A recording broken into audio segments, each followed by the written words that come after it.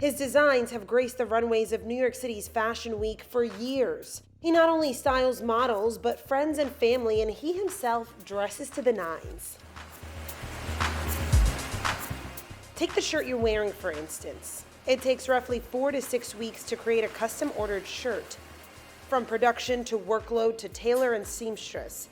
Every intricate detail, from the cut of the fabric to the seams in the shirt, are all made with precision to give you that final look. If you skip a step, the design simply does not work. In fact, like this shirt, we as humans are the sum of all the moments in our lives.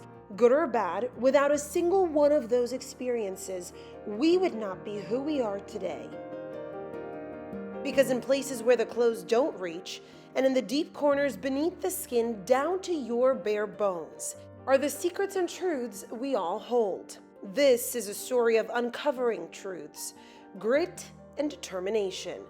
I couldn't be more proud to call this man a friend, and I hope his words touch your heart the way they've touched mine. We are all looking for adventure. We are all looking for adventure. We are all looking for adventure. Hey everyone, thanks for watching and thanks for joining us. You are listening and watching, and that's okay. I am your host, Paulina Butska, and today we are joined with the fabulous Eji Benson. You and I met through my mom. You are easily one of the coolest people that I know. You are a fashionista. You are just a businessman. You are a phenomenal human being. Our stories more recently tied together in such a unique way because for the longest time, we didn't know what the other one had been through because you had confided in my mom about some of the traumas that you've been through in your life. I confided in her too, obviously. And so she said, you two have to get together. You have to do this podcast and you have to talk about your journeys. And so today, in particular, we are talking about I'm not where I want to be, and that's okay. I think that that is the perfect introduction to where you are in life right now. You are an established fashion designer. You are very well known in New York City, but you are not where you want to be yet. Is that correct? Absolutely. I think we have these ambitions that are unbridled, like you want to go somewhere, and until something hits you, until you hit a bump, you don't know what it means not to get there when you want to get there, you know? So for me, I feel like, I think ambition is so innocent. It's just something you want to do until something happens along the way that stops you from doing it. And then then ambition becomes almost like a label, like a weight you carry on your shoulders, because you look at everything through that spectrum. Like, this is where I want to be. This is what is stopping me. It becomes an endless circle of how do you circumvent these things that are on the way that are stopping you from being where you want to be, from loving your family the way you want to love them, from being generous to your friends the way you want to be. Because when you ambition to achieve things, not because you just want to be, it is because it allows you to be, to be wide in terms of your generosity. You know, it gives you the capacity to be generous. Along the way, some things have happened to me that have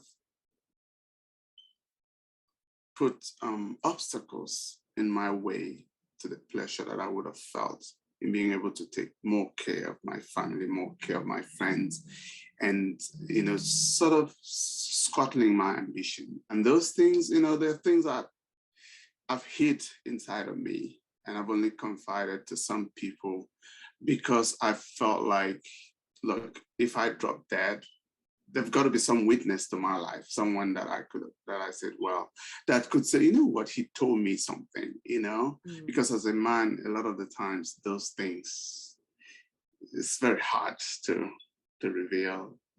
It's hard enough to feel like you're failing.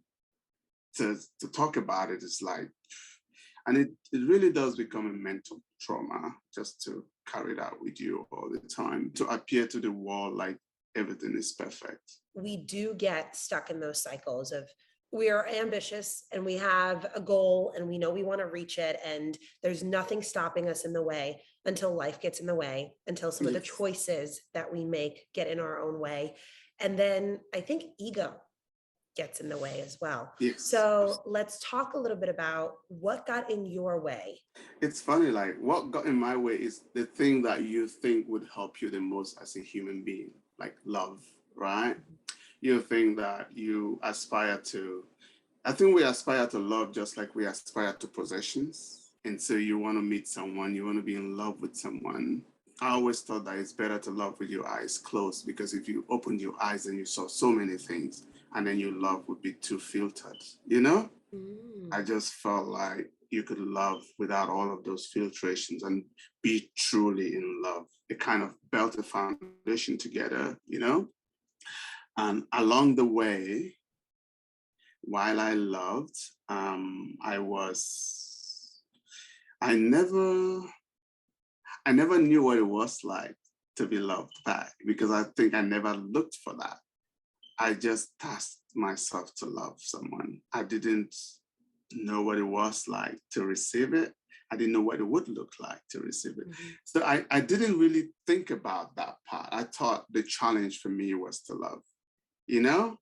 And I thought that, yes, I'm sure somebody would love you back. But to be honest, I didn't know what that would look like, you know?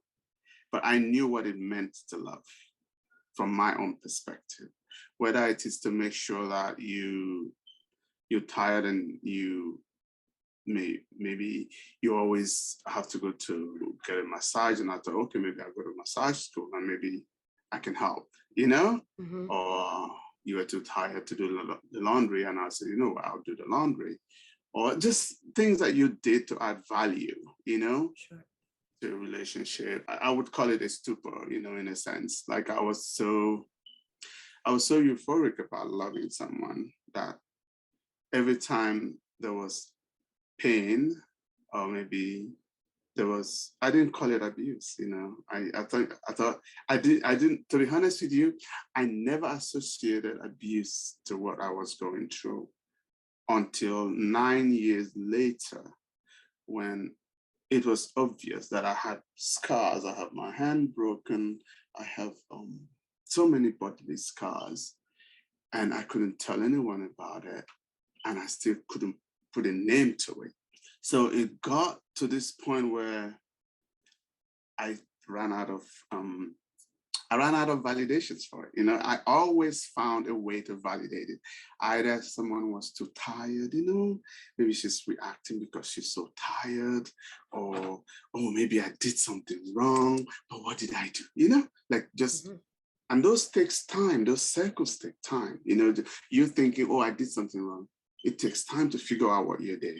And then the day goes by, and then the circle repeats itself. And so you are stuck in this circle where you consider your ambition to be whatever. Maybe I met someone, fell in love, and then we created a major fashion designer. I wanted to be a fashion developer, like we're a manufacturer, right? So that was growing, you know? So you always found solace in the growth that you were experiencing on the business side. But inside of you, you were afraid to go home, you know? You were afraid to be alone. You were always looking out for when would be the next conflagration, you know, like when would be the next fire, you know? And so you're always like walking on just it's like walking on eggshells, yeah. You now have to build defenses, not just against the hurt, but you have to build defenses against missteps that the hurt could lead you to. So maybe you swing back, and that becomes a brawl that gets reported, or you know, like you try to avoid anything, you know, that would put any stigma on your name. So you're fighting that battle. As you're speaking, there's so many things that come up for me. This walking on eggshells. Let's go back to that. I remember specifically, Eji, moments on the weekends. I was a weekend anchor in Kentucky, and I remember getting a text message from my wife at the time, and it would be something so small, and she's already mad about something, and I could see it in the way she's texting, right? Like I knew something was brewing at home with just the way that she would text. There's always a difference in the way she would text. And I remember it would be always about 10-15 minutes before we were going showtime, before we were going live. I was already nervous. There's other things going on at the station. And on top of that, I have this thing that's happening at home that is now carrying over into like my professional life. It almost felt like somebody on my neck the whole time, right? Because you're just like, you're thinking, you're trying to do your job from one angle, and from the other angle you're trying to decipher what is happening in my home life. What am I going back to when this is all done? What am I stepping back to? I understand that, and I'm sure anybody who is listening and who is watching, if you are in that situation right now and this is raising flags for you, maybe it's because you are in a situation like this, right? Like that this is kind of where you're at this crossroads in your life. The other thing that pops up at me when you are speaking, Eji, is this moment of you don't want to retaliate because you don't want to put any flack on your name. I remember specifically the day when my nose was broken and everything that led up to that moment. I did react, right? I fought and I said, I told my ex to get the fuck out of the house. I was mad. I grabbed her. I physically tried to get her out of the house. My physical way of trying to get her out of the house is what actually enraged her even more. That's how she ended up overpowering me. And then that's how I ended up with a broken nose. When I finally got out from under her and I called police, I was in such a state of shock and in such a state of shock, I think is the only word that I know, that I didn't get to speak to police. She did. And I was the one that I was almost arrested that night, even though I was the victim in all of this. And that happens so often. Talk to me about these moments where you are in a violent situation. You are trying not to react and respond, but you're still trying to kind of, get yourself out of it at the same time, right? Like that's the bottom line. You want to get out of this situation. I think for me, there were so many instances, like I don't know, hundreds of instances of abuse. So it's so difficult because each of them, no matter how you wave them off until the realization hits you. When you get your flashbacks, any one of them could pop up, So I remember one incident particularly where I think my ex-wife at that time had arrived at the airport and wanted me to pick her up. On the way to me getting there, she was already at the door. I think she took a cab, right? And I was trying to explain that I was trying to get there, and she just kind of like just flamed out, really, really flamed up and just got really crazy. And we have on this console, we have like an entrance console, and there is it's like a candlestick, but it's a decorative candlestick. It's really huge. It's almost the size of a baseball bat, but it's for decoration. And she grabbed it, but from the history of things, I knew that she was going to hit me with it. And I said, if you hit me with that thing, there's no way I could hide that because I've hit so many other things, And she just swung it on my head at that time. And I put my hand and I could hear my bones break, right? And I still hear that sound. Like I could hear my bones break and all of me just went numb. Like there was nothing here. Like I couldn't feel anything. She started crying because she heard my bones break. And then I was saying, can you believe I was telling her not to cry? You're still consoling her. Yes. Yeah. Yes, I understand that. That it's going to be okay. I didn't feel anything for the first 5 minutes maybe. And then the pain really started to come, like my hand was just, it was shattered. So I said I was going to drive myself to the hospital, but I couldn't because my hand was totally shattered. So she had to drive me to the hospital. I was afraid that if she came with me to the hospital, someone's going to ask questions. And even if I lied, they're going to deduct that she may have hit me. But I couldn't drive, so she took me to the hospital. So when we got there, I was in this emergency thing where they do the triage or whatever, you know, where they take your information. Mm-hmm. Then they asked me my name and everything. They asked me what happened. I said I fell in the bathtub. Of course, they won't ask you too many questions there. But then when time came to go to the nurse inside for treatment, they asked me again. And she came with me. She sat there. She was, you know, sleeping sometimes, just in real distress. Then they asked me what happened. I said I fell in the bathtub. And then they asked me like 6 times. I said I fell in the bathtub. They always have like a cop around. So they call the cop to come and see my injuries. And then the cop says, you know, I have seen this many times and I can tell you exactly what happened. This is from spousal stuff. Somebody hit you. Now, you don't have to make a report about it. We just need to know what happened so we can treat you, you know? And I just stuck with the message. And then he says to me, you know, I understand you may want to stick with this message. You won't want to stick with it, so you stick with it. They wrote me a note to go to surgery. And the next day I went to surgery. I remember on that day of my surgery, I had to take a cab because my wife, my ex-wife, had to go to work. It was more important for her to be at work than take me to the hospital. And I took a cab to the hospital. They have to be a next of kin before they can operate you, you know? So they asked me, who is my next of kin? Who's going to be here? What if I don't wake up? So I gave them my auntie's number that my ex-wife couldn't be here. She has an appointment at work. They nearly didn't do anything for me because there was nobody there, you know? So I was there by myself. So they did the surgery. After the surgery, the funniest thing was like, so they gave me a prescription for like painkillers, right? Well, she didn't. She was supposed to take it from the window so that we can go get it. She didn't take it.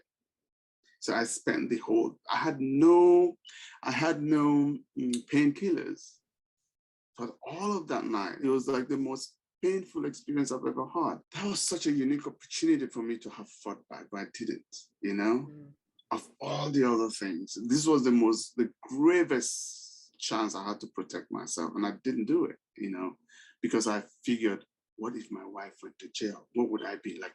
You sent your wife to jail. All the time I worried about her, you know? It's like we disassociate in this relationship, right? That you're in this abusive relationship. You don't realize the excuses that you keep giving somebody. You don't realize the passes that you keep giving to somebody. And I think you don't realize how much of yourself you lose in giving those other people those passes. In my own situation, I gave that pass, like you had said, you know, so many times. It's like, oh, she had a hard childhood. Oh, she had this. Oh, there was this. Oh, there was that. There's always an excuse. There was always something that I was willing to give them that excuse because they didn't deserve that excuse. No. They still got that excuse because I gave it to them. You gave your ex-wife that excuse, right? I specifically remember, like you, having to take a cab back to my house in Kentucky with a broken nose after I sat there, and it was a nurse inside the hospital room who was like, where's your family? Where's somebody? And I was like, I don't have anybody here. I just moved here, you know? And so I remember she sat there with me, holding my hand and praying for me. Like, it was such a powerful moment because I was so alone in that situation, right? Like, I can only imagine what you were going through being there with the person that you were there with, your abuser, and still worried that they were going to go to jail, right? I remember when I called the police, I'm sitting in the ambulance and I'm going, what the fuck did I do? Like, I'm on TV. This could go straight, like the police report could go straight to the news station. They could be reading about me. I could be sending my wife to jail, or my fiance at that point. I'm like, what did I just do, right? I was more mad at myself almost in that situation than I was at her for doing what she did. And I think that anybody who's either been in that situation or is going through this situation, this rings so true for abuse victims, that we stay and we give these excuses so often for a variety of different reasons, right? It's like we love that person to a flaw. where it becomes so volatile and so toxic. What was I know what my turning moment was, and I'll share that with you in a moment, but I want to know, what was your moment that was kind of like that snap out moment of, this can't go on?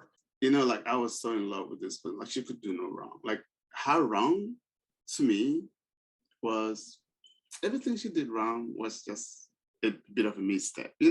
I always found a way to kind of assuage it, Excuse it. excuse it. So there was a day in my office where we had two cars, but she needed my car to deliver some things from our studio to the customer. And I needed to take my staff on a run that we had to do to pick up some materials for some work we were doing at the studio. And she just grabbed my key. We have like a long runway, a long hallway in the studio where there are cameras everywhere. So I'm sure that my landlord or my tenants have seen me being abused all the time, on the hallway, like hitting and kicking, And then my staff has seen her physically just walk behind me and hit me with a shoe or something, out of the blue, like in front of my staff. So this one was another incident in front of my staff where she grabbed the car keys from me and I just yanked them back out of her hand. And she basically, I don't know what she hit me with, I can't remember, but she basically just crushed my thumb, in a sense, and like it swelled up so much. So at that day in front of my staff, I told my staff, like, you know what, I think this is it. I decided to find somewhere to stay. So in that time that I was deciding to find somewhere to stay, I also thought, okay, I'm gonna talk to a lawyer about this. Like, what can I do in this situation? I remember walking on Steinway where we were living in Astoria, just walking on the street, and I saw it like a Spanish sign, abrigado or something. Like, this is a lawyer. So I went in there, and there was somebody there who spoke English. And I said, look, I want to talk to somebody. It was a guy, and I told him what I had, just a little bit, like, I feel like I'm in this really abusive thing that's been going on for so long. And then they asked me immediately, what is my immigration status? I said, well, I'm married, but I still don't have my papers. And then, I don't know, somehow it hit him that maybe somebody's just abusing me because of this, or somebody's just using it as a power tool, And so he said, I tell you what, there's a place not far from me. It's called the Center for Family Justice. It's actually the government thing. It's normally reserved for women who are abused, So I went there, I was the only guy, So they gave me a lawyer. They gave me like a therapist, someone to talk to. So I sat down in front of her. She was so beautiful. I remember that was like the most beautiful thing I had seen in such a long time. Her smile and everything, she just made me so comfortable. But I was also aware that I was the only guy there, Then she sat me down and told me and asked me what I was going through. Then she said one thing, and she said, do you know you're a victim of domestic abuse? I said, what? That was the first time it hit me that I may have been a domestic abuse victim. And that was the first time, all those 9 years hit me. Like I swear it's like a bolt, like a thunderbolt.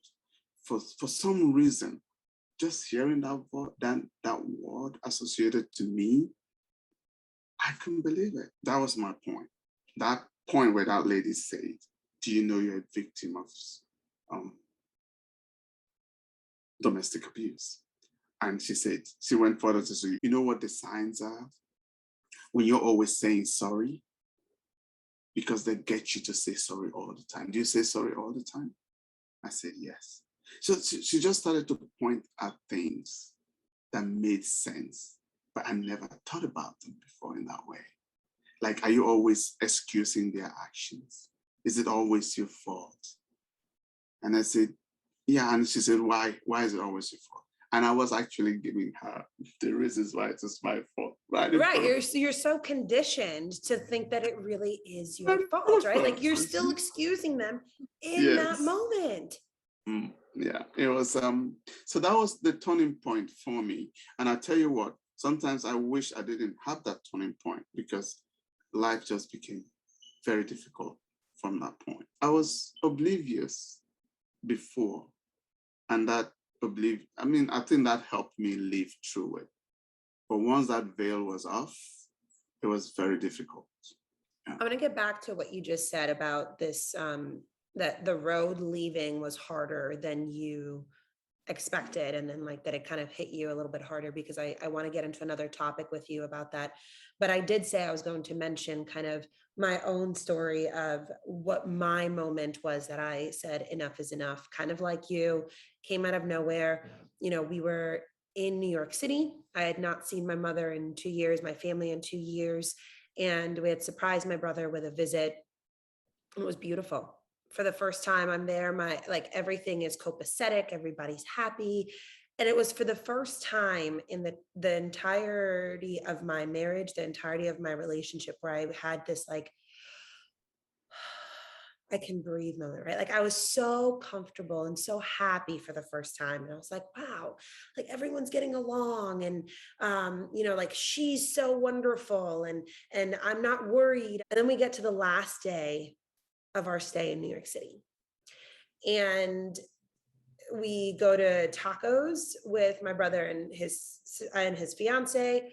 We get back to the house, and it was like a switch flipped, right? And everybody kind of saw this flip of like, we were all having a great time. Some insecurity had popped into her head, and there was no stopping it. It started in the backyard with her throwing 2 drinks at me, my mom having to get involved to separate us, my sister-in-law getting involved to separate us. It was such a tumultuous night that just continued to escalate. At some point, I was alone with her inside the house, and then it got physical again. And I remember this was the second time where I felt in my life like, this is the moment you're going to die if you don't do something.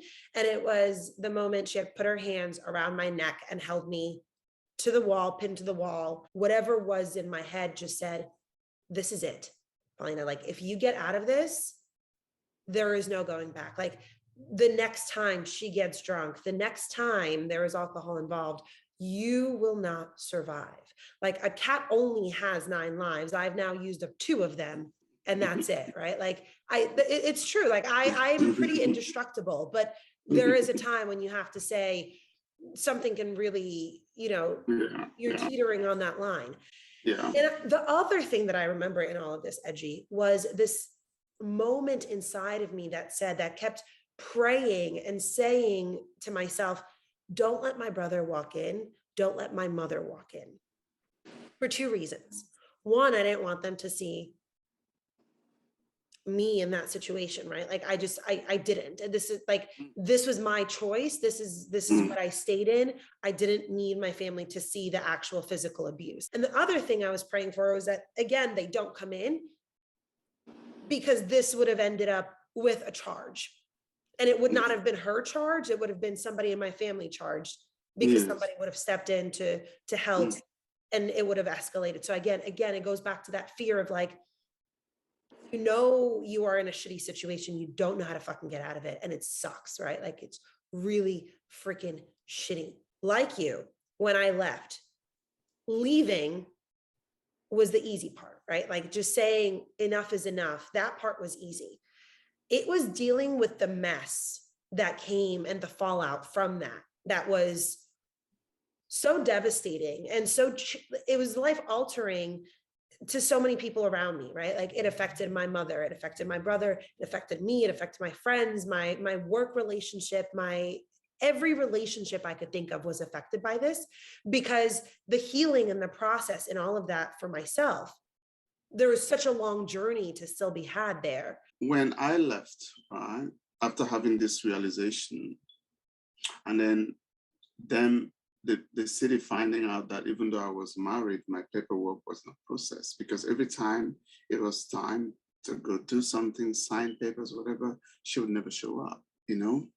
So the city actually filed my papers for me. I'm as an abused spouse. I mean, can you believe that? My paperwork, everything was based on me being an abused spouse. I mean, it's mind blowing to think that that's my sum total. Remember now we have a business, right? And once I had moved out, the first thing she said when I said I was leaving, she said, "Oh, really? Now you finally leave after all these years, after everything I've done to you, this little thing is when you leave, you know, in front of my staff." She said that. So she was always aware of what she was doing. Mm. And then just, I mean, it was so difficult because I found out a few days later that she had, in a sense, commandeered everything that we had, sent new billing information to all the customers. I was sitting on empty. Like everything that I thought we had was a show. She had already taken the equipment. Now that the location we had was now under another company, I didn't know all of that. Other than just dealing with the trauma of now finally realizing the abuse and all the weight of that, I had to deal with just day-to-day survival, right? I went from having everything to absolutely nothing. Yet I didn't escalate that because I felt my fight was so existential. I just needed not to jump out of a building, you know, at this point, because the realization was so hard for me to take. And remember, I haven't told anybody in my family. My auntie loved her, everybody. I just felt like if they knew, then they would stop loving her. So why am I married to someone my family doesn't love? My auntie didn't get to know that I had left until 2 months later. And then she was like, "So you're saying that your wife was beating you all the time and was loving her, right? And you didn't tell me anything. Okay, I don't want to talk to you anymore." You know, it was So just she like, got mad at you. yes, because I didn't protect myself. She was loving her while she was killing me, you know. So she was dealing with that too, you know. Sure. So it was really, really, really difficult from so many levels. From just a personal point, the realization that I was an abused spouse, and then finding my business just like it's been commandeered, right? And me struggling to see what part of it can I save. Do I save the name? But the name is just empty, right? Everything behind the name is gone, you know? And then whatever we had was taken away. And it was like, I've done it. What can you do? Sue me. I mean, just cataclysmic. It's not even, it doesn't capture it, you know? It was such, I don't think I've ever been able to fully articulate it because it's been so internalized. When you're in love with someone, you feel like you have a bond, you know, and you create you create some trailways for yourselves, like where you want to get to, you know, and then to find out that all of that was just make believe. You said this beautiful thing in the beginning that, you know, when we started talking, the first thing that you said was you thought love was going to elevate you. How often does that happen? I know in my own relationship, that's so true. You know, I met this person for so long. I had been running away from wanting to be in a relationship. I didn't want kids. I didn't want all things that I wanted at some point. And after my dad had died, I said, I don't want any of these things, right? And then here comes this person and I fall madly in love with, and all of a sudden I want to have kids. All of a sudden I want to get married. I want to do all these things. And life just starts to make sense, right? And we're like, we're gonna take on the world, right? Like that was the idea. Like we were going to be indestructible. We had a career path. I had a career path, and she was going to elevate that. And you had that same moment where like you guys were in business together. You guys were going to blow up, right? Like you guys were going to do this successful thing. And then life came, punched you in the gut a couple of times. And that's not what happened. I want to really drive home that you are incredibly successful, Eji, and you have worked and rebuilt your career, and that did take a long time. So kind of let's bring it back full circle for everybody who's listening and everybody who's watching. The direction you thought you were going did not happen. No. A different direction came. You are now on your own, dealing with all the fallout from your marriage, dealing with the fallout of your business and everything else that's happening there. And now you're trying to forge your own way forward. Yes. There are moments in this process where it is painful to really think about, like, I know it's true for me, and I think it's true for you and anybody listening. I'm sure it's true for them, where you're just like, you go back into the years that you spent with this person, and you're like, God, I could have done this, and I should have done this, and if I had only done this, then maybe my life would be different here. And if I don't know, if I hadn't given myself so much here, then maybe this would be different, right? My career path would have been different. My level of success would have been different. The money that I'd be making is different. All those thoughts go through your head, and all those thoughts did go through your head.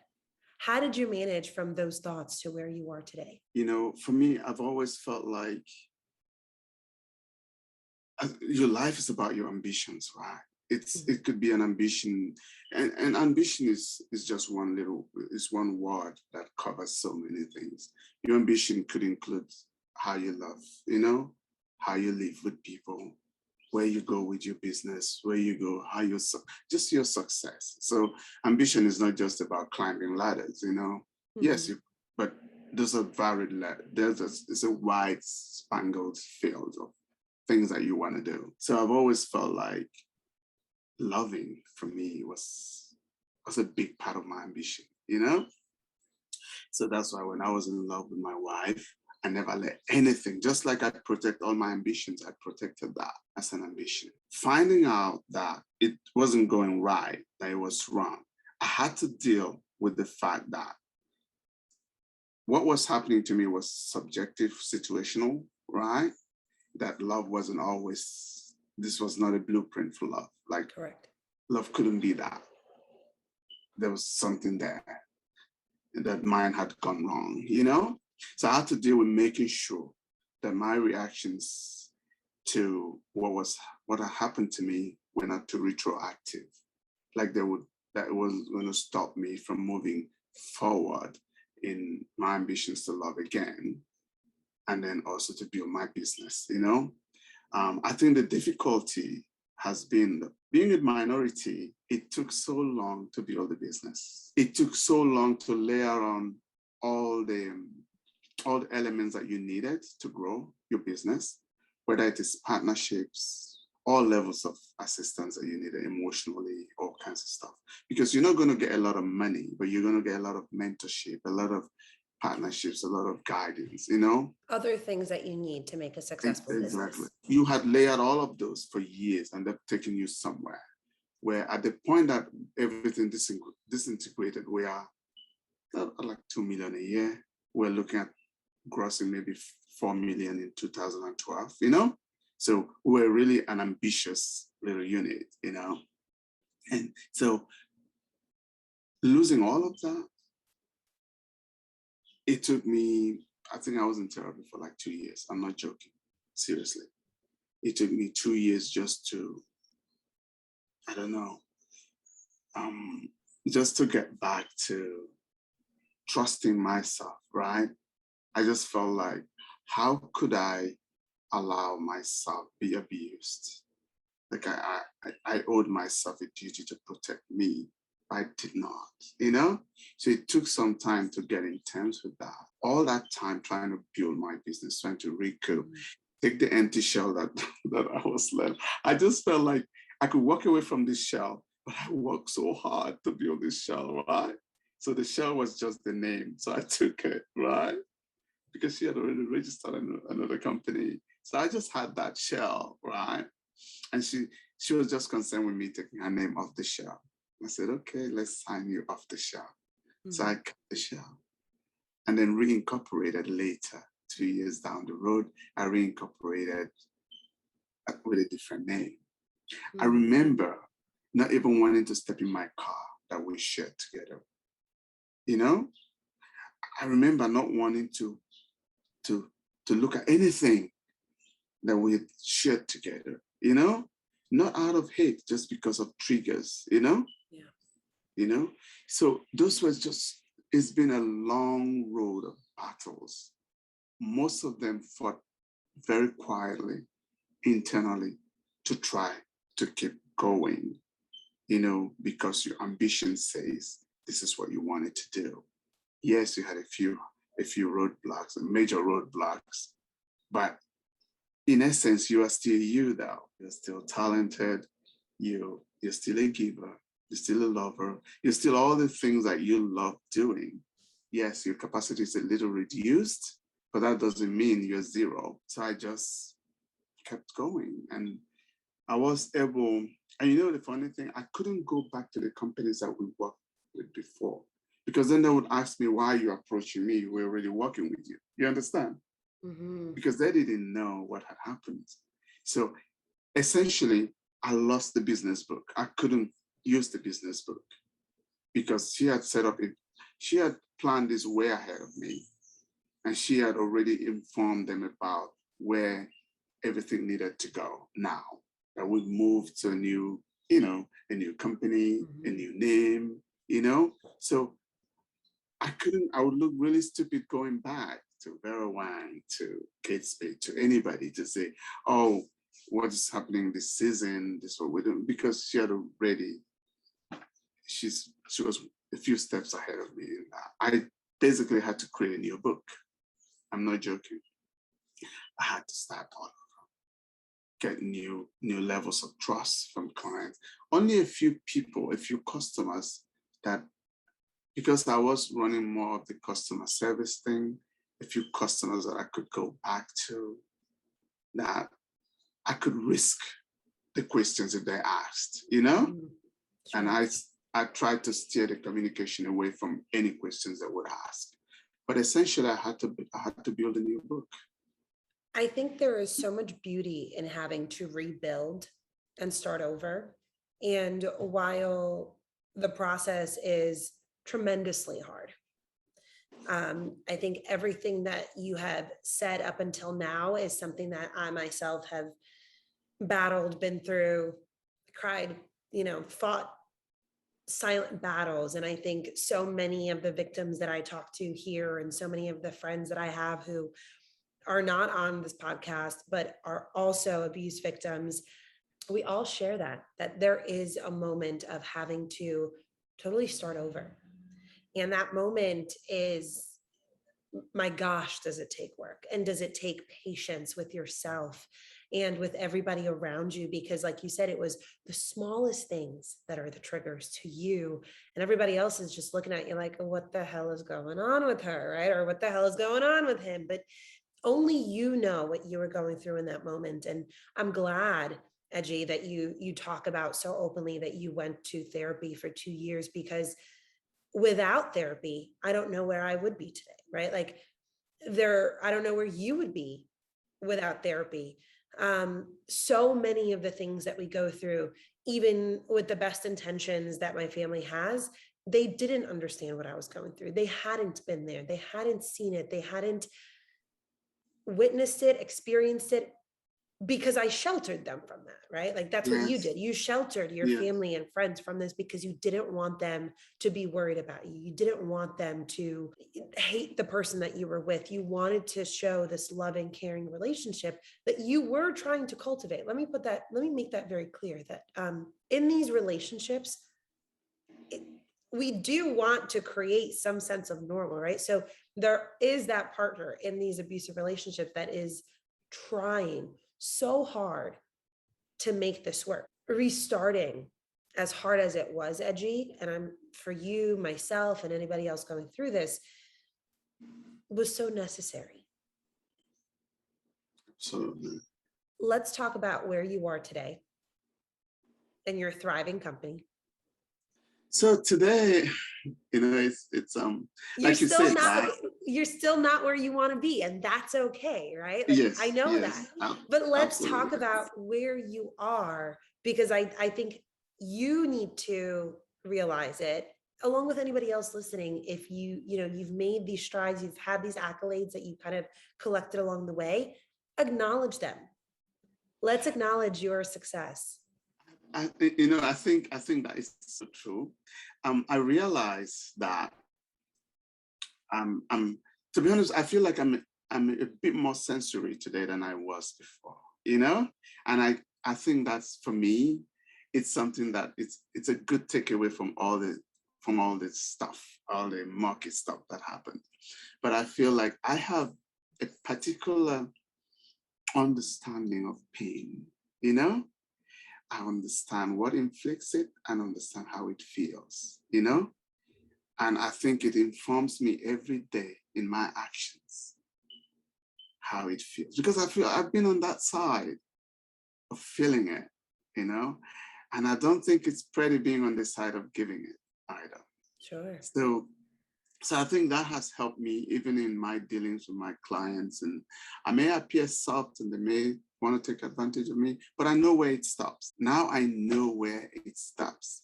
Before, I would give you a mile, 2 miles, So I'm at this point in my business where I feel real true ownership of my failures, of my successes, particularly my failures, because I felt like my failures are my mark of effort, That's how I've been trying.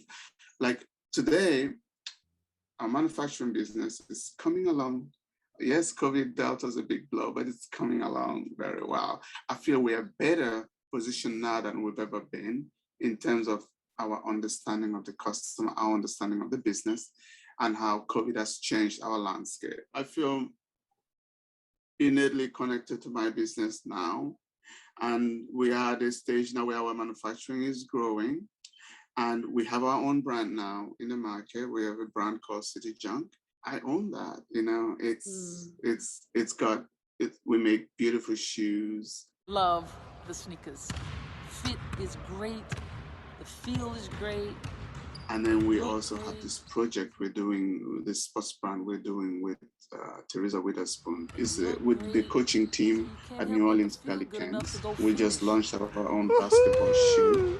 I feel good. I feel like everything that works moves me further and further away from the things that didn't work. So I feel really good. But I swear to God, it's difficult when you think of where you would have been, It's very difficult. And I think that's the biggest thing. Like these thoughts of where I would have been. I have a beautiful guest on this podcast, and her name is Benita Zahn. And I had a very similar conversation with her, personal conversation on the phone, where I said to her, Benita, if I didn't, stay in my relationship, all these different opportunities that I had in Louisville to expedite my career to a different path, right? Which would have been main anchor or, I don't know, a top 10 market or a network, maybe, whatever my goals were, that I kept shutting down, and the opportunities that kept coming my way that I kept shutting down because of the relationship I was in. Those thoughts are so real after, right? When you're trying to piece your life back together, and no matter how successful you are, you keep going back to, gosh, if I had only done this, or if I had only done that, then maybe I'd be somewhere else. And Benita Zahn said the most beautiful thing to me. And she is episode 1. So everybody, if you haven't seen it, watched it, go ahead and click it and watch it, because she is full of wisdom. But one of the things that she had said to me in that conversation was, Paulina, you don't know what the road has ahead of you. And so I'm going to share that same wisdom with you, Eji, because I don't think you know what the road has ahead of you. I think where you are right now is where you're supposed to be. I think every failure that you've had, every failure that I've had has brought me to exactly where I need to be.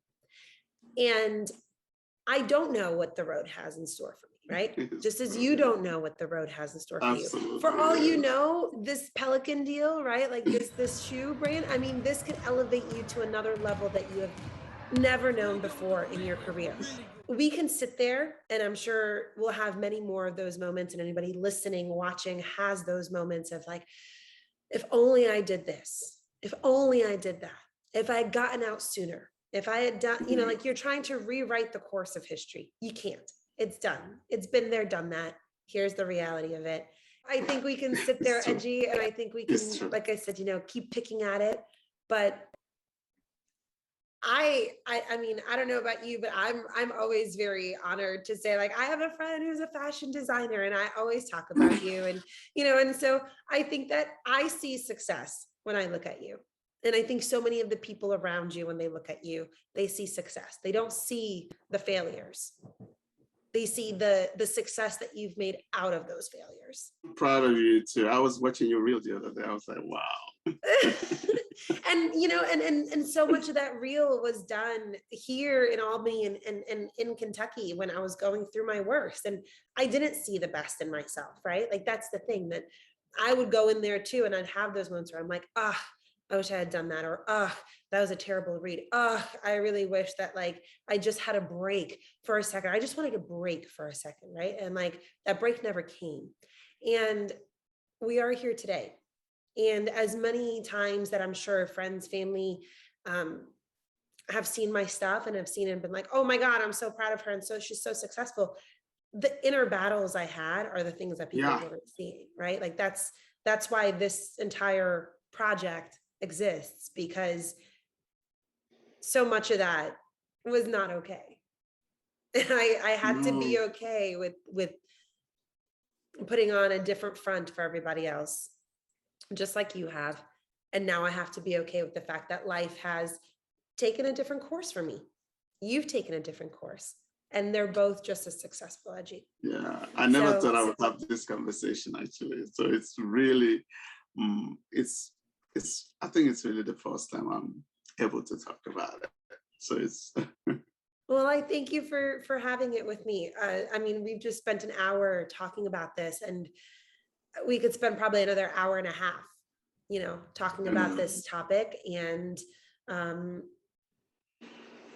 bottom line is, like you said, I don't think that most people who have never been in this relationship and in a relationship like this understand that not wanting to go home. The question then that comes to me, or I'm sure that I'm going to get, is well, why didn't you just leave? Right?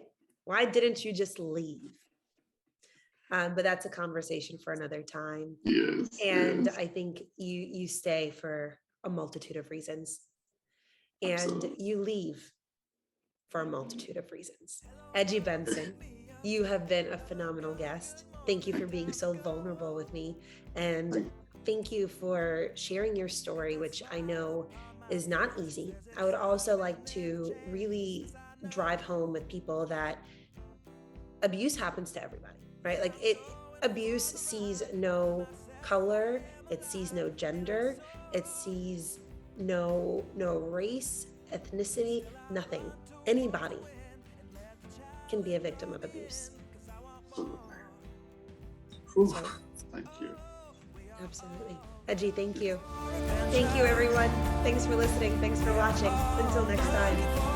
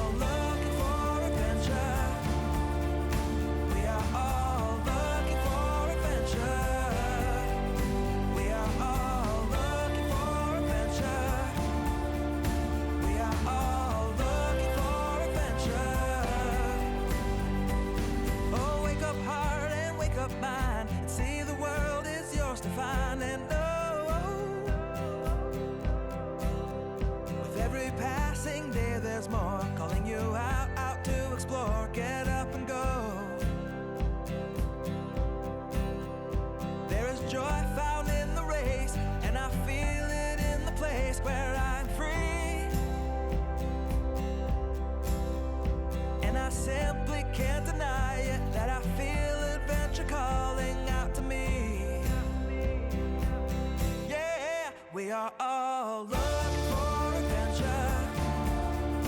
We are all looking for adventure. We are all looking for adventure. We are all looking for adventure. We are all looking for adventure. We are all looking for adventure. We are all looking for adventure. We are all looking for